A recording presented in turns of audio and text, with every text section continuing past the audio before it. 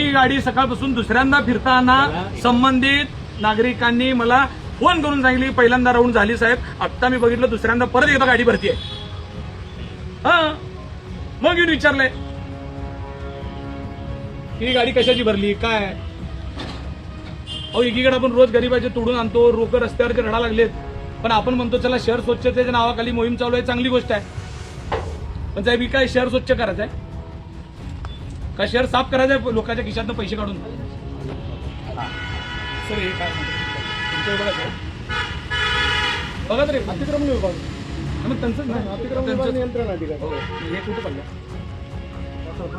गाडी कुठली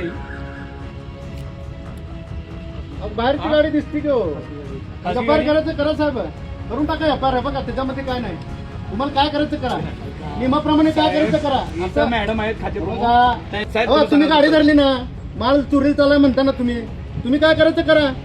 असं नाही, लोकप्रतिनिधी तुम्ही आहे. आम्ही काय ऐका नागरिकांचा फोन आला साहेब. तुम्ही आम्हाला एक सांगा, ही गाडी तुम्हाला विचारून बाहेर चालली होती. यांना सांगतच नाही ना आम्ही. ठीक आहे. आता मग खाते प्रमुख मी आहे ना, मग मीच ती गाडीचे आधार कार्ड घेतो. आधार कार्ड आणि ज्याच्या पावत्यात आता एवढे टपरे आहेत. नाही आता भरलेली गाडी कुणाची सगळी भरलेली गाडी देणार आहे ना त्याने. आधार कार्ड देणार आहे त्याने. कोण आहे आधार कार्ड दिल्याशिवाय मी गाडी बाहेर जाऊ देत नाही. एवढे जबाबदार आयुक्त असताना त्यांच्या समोर असं बोललं जातं, तुमच्या दोघांच्या समोर आयुक्त आहेत तुम्ही. ही काय बोलणार तुम्ही, ही कार्यपद्धती आहे. कारण साहेबांचं म्हणणं घ्या. काय सांगाल कारण साहेब, सांगू द्या कारण साहेबांनी. एचओडी आणि खाते प्रमुख समोर सांगता तुम्ही की आम्ही आता पावती देणार म्हणून. तुम्हाला सांगायला लागलो तुम्ही आयुक्त नाही आयुक्त आहे तिथं. महापालिकेच्या आयुक्तांनी सांगा आता की ह्यांनी जे सांगतात त्याशी तुम्ही सहमत आहे का. हा कार्यपद्धती चुकीची आहे.